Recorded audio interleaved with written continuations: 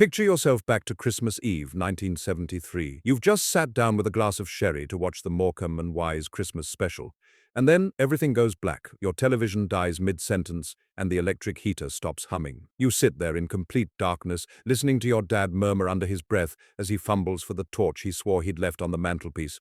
And it's not just your house, but the entire town. Welcome to Christmas in the 1970s, where the whole country lived by a schedule that told you exactly when your lights would work and when they wouldn't. This was the winter of the 3-day week, the Christmas of candlelight and cold dinners.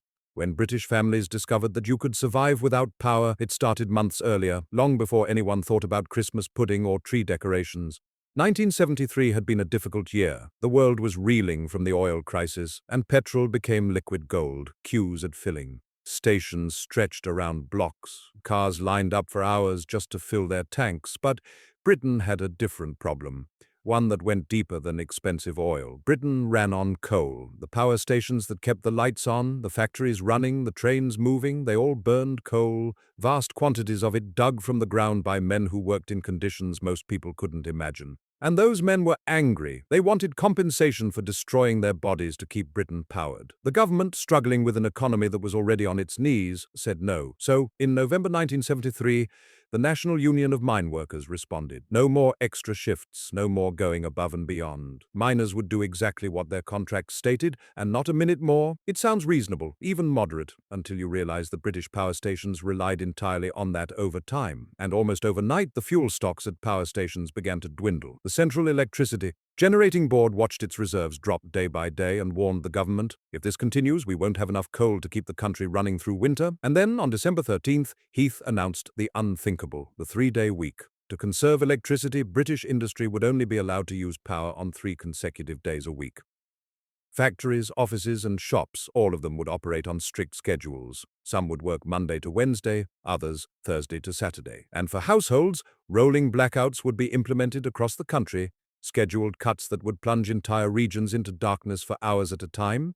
Britain, one of the world's most industrialized nations, the country that had pioneered the Industrial Revolution, was about to start rationing electricity like it was 1940 all over again. The country was divided into blocks of areas that would lose power at specific scheduled times. You'd open your newspaper in the morning and check your block number to see when you'd be plunged into darkness. The schedule was published daily, sometimes changing with little notice as the grid struggled to balance supply and demand. Block A might lose power from 9 a.m. to noon, Block B from noon to 3 p.m., Block C from 6 p.m. to 9 p.m., right when families would normally be cooking dinner, settling in for the evening, watching television. The schedule rotated, so nobody got the worst slot every day, but it didn't matter. There was no good time to lose electricity for 3 hours.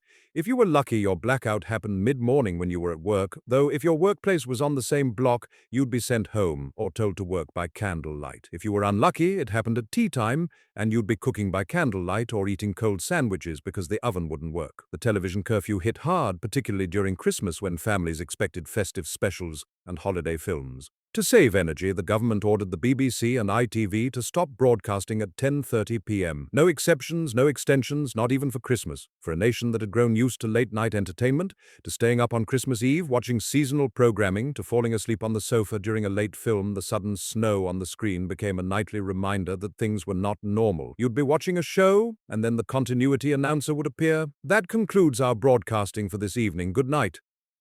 The screen would fuzz out, and you were left sitting in silence or listening to the radio if you had batteries. Some nights the broadcasters didn't even make it to 10:30 because the power had already been cut to their transmission towers. Shopping became an ordeal, particularly in the run-up to Christmas when people were trying to buy presents, food, decorations, all the things that made the season bearable. Department stores that normally blazed with fluorescent brightness, with elaborate window displays lit up like theaters, became dark caverns lit only by candles.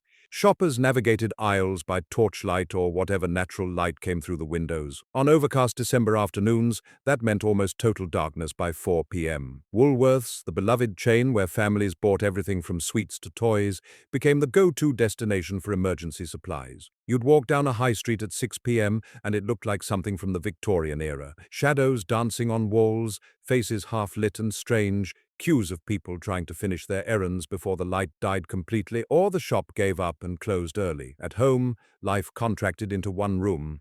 Most families didn't have central heating. That was a luxury reserved for the wealthy or those in newer housing estates. The average British home in 1973 had a single source of heat, and it is the coal fire in the living room, or if you were more modern, a gas heater. That single heat source became the center of existence. The living room became a campsite, a fortress against the cold and the dark. Blankets were piled on the sofa, coats stayed on indoors. Bedrooms became storage spaces you ventured into only when necessary, and then you moved fast. The bathroom was arctic. Washing became a quick, miserable affair. Kids did their homework by torchlight or candlelight, squinting at the pages, trying to finish before bedtime. Teachers couldn't set work that required research because libraries were closed or had no lighting. Exams were postponed. Students preparing for O-levels and A-levels found their education disrupted at the worst possible time. Board games made a massive comeback. Monopoly, Cluedo, Scrabble, Ludo, snakes and ladders. Anything that didn't require batteries or electricity. Families who hadn't played together in months, who'd grown used to everyone sitting in front of the television in silence, suddenly found themselves sitting around a table, talking, accusing each other of cheating at Scrabble. For children, it felt like an adventure. Candles made everything more exciting, more special. Shadow puppets danced on walls. Stories were told instead of watched. Parents became entertainers by necessity, dragging out old jokes and songs they'd learned as children during the real war. But for parents, it was exhausting and terrifying. How do you keep children warm when there's no heating? How do you feed them when you can't cook? How do you entertain them when there's no television and it's dark at 4 p.m.? The stress was constant, gnawing, made worse by uncertainty. Nobody knew how long this would last. Weeks? Months? Would it get worse? Would the power cuts get longer and more frequent? Would there be enough food in the shops? Every day felt like a calculation. What can we afford? What do we need? How do we get through this? And then came Christmas. Christmas 1973 should have been a time of celebration and relief after a hard year, but it became the most logistically complicated Christmas in modern British history. The biggest anxiety wasn't presents or decorations, it was cooking the turkey, the centerpiece of British Christmas dinner, the meal that defined the entire day and required hours in a hot oven. If your block was scheduled for a blackout between 11 a.m. and 2 p.m. on Christmas Day, you were in serious trouble. An electric oven was a useless metal box without power, and you couldn't exactly cook a 12-pound turkey by candlelight. The solution became one of the most heartwarming aspects of the entire crisis. Neighbors with gas ovens volunteered to host the turkeys of neighbors with electric ovens. You'd see people walking down the street on Christmas morning carrying raw turkeys in roasting tins, knocking on doors 3 houses down, handing over their precious bird to someone they might barely have spoken to all year. It was a communal effort, a throwback to wartime Britain, when people shared what they had because everyone was struggling together. Nobody expected payment. You might get a slice of Christmas cake in return or a glass of sherry, but mostly it was just what you did. Next year, if things were different, maybe you'd be the one helping someone else. Cooking times became a neighborhood obsession. Women coordinated like military operations. Christmas Day schedules were drawn up and pinned to kitchen walls. Turkey in at 9 a.m. should be done by 1 p.m. Blackout starts at 2 p.m., so we're fine. Every calculation mattered because if you got it wrong, Christmas dinner was ruined. Some families ate their meals at strange times. Christmas lunch at 10 a.m. because that's when the oven worked, or Christmas dinner at 7 p.m., long after dark. Decorations became a minefield of guilt. Christmas tree lights were strictly discouraged by the government, sometimes outright forbidden in certain areas, to save power. Public service announcements urged people to celebrate the old-fashioned way without electricity. People reverted to decorations their grandparents would have recognized, like tinsel, paper chains, and homemade ornaments. Some families stubbornly kept their tree lights plugged in, and kids would gather around the tree for 10 precious minutes before everything went dark again. Candles became currency, more valuable than money in some ways, because you couldn't buy what wasn't there. Shops sold out within days of the 3-day week being announced. Suppliers couldn't produce candles fast enough. People hoarded them like gold. 1 candle per room during a blackout, maybe 2 if you were cooking or trying to do something that required decent light. Some people resorted to making their own, melting down old candle stubs. The smell of burning wax became the smell of that winter, of survival, of making do. Even now, people who lived through it say they can't smell candle wax without being transported back. The government, desperate to reduce consumption even further, launched a propaganda campaign that became both famous and infamous. Television adverts, when the television was actually on, featured various characters and cartoons urging people to save and use energy wisely. Children were recruited as energy police, reporting on parents who left lights on or boiled too much water in the kettle. And then came the advice that became a national joke. repeated in pubs and workplaces. A government minister gave an interview suggesting ways the public could save energy at home. People should brush their teeth in the dark to save electricity, he said. They should share a bath to conserve hot water heated by electricity or gas. The reaction was immediate and merciless. Comedians had a field day. Private Eye ran savage cartoons. Newspapers published letters from readers pointing out that they were already sharing baths, not because the government suggested it, but because they couldn't afford the fuel to heat more water. The government seemed to think these were sacrifices people were choosing to make, when in reality, they were survival strategies people had already adopted out of necessity. The anger this caused was deep and lasting. People felt patronized, insulted, and treated like children who needed to be told how to manage their own homes. But there were moments of beauty and community in the darkness. Pubs became gathering places not just for drinking but for warmth and company. Most pubs had open fireplaces and gas lighting.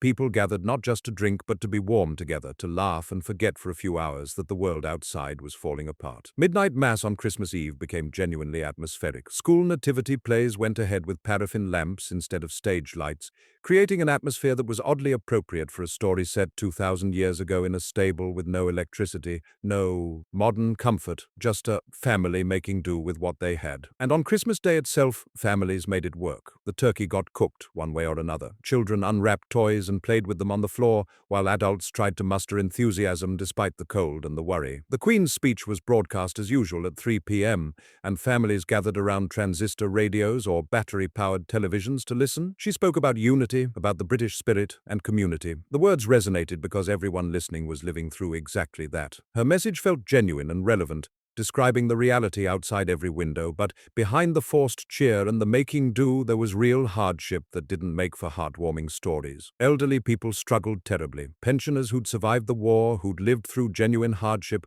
found themselves vulnerable again in old age. Hypothermia cases increased week by week. Hospitals, already stretched by winter flu and respiratory problems, dealt with a surge of patients suffering from cold-related illnesses. Community groups and churches organized welfare checks. Volunteers knocking on doors to make sure the vulnerable had heat, food, and company. Meals on Wheels continued through the blackouts. Volunteers navigating dark streets to deliver hot food to people who couldn't cook for themselves. Social services were overwhelmed. Factories operating on the 3-day week laid off workers or put them on reduced hours. If you could only work 3 days, you would only get paid for 3 days. Families already living paycheck to paycheck suddenly had less money coming in and higher costs for candles, fuel, batteries, and emergency supplies. Mothers calculated how to make meals go further, how to feed a family on less, how to keep children entertained without spending money they didn't have. Fathers worked shorter weeks but faced the same bills. The uncertainty gnawed at everyone. How long would this last? Would things get worse? Would they lose their jobs entirely? Would there be enough money for Christmas at all? For kids who lived through it, the Christmas power cuts became strange, vivid memories that stayed with them for life. Staying up late because there was no television to send you to bed for, no routine, no structure, just parents too tired to enforce normal rules. This is history that deserves to be remembered. If you remember those Christmases, if you cooked by candlelight or sat in the dark playing board games, share your story with us in the comments.